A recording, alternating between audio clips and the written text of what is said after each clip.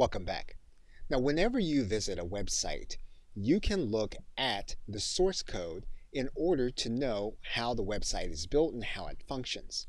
And to do that, all you'll need to do is to go to your developer tools, depending on which browser you're using.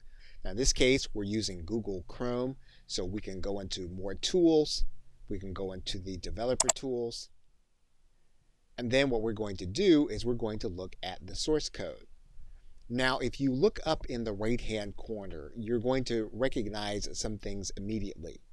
You're going to recognize a WP content folder. And you know from the last video that this site then is using WordPress.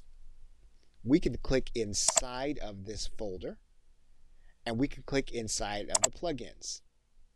We know now that this website is using Akismet, something called Email Octopus, and then OptimizePress in terms of a plugin.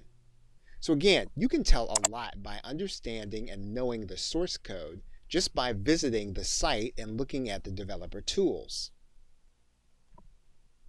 And we also know that Google Analytics is also running on this particular site.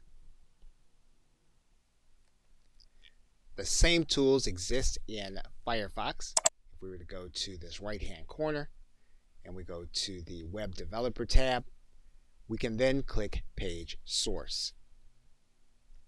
And we have even more basic detail by looking at Firefox.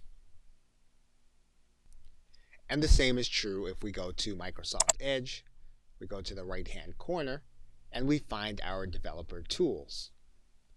And by being able to follow the elements from below, we can highlight on the elements and we'll be able to see them as we go through them in this area.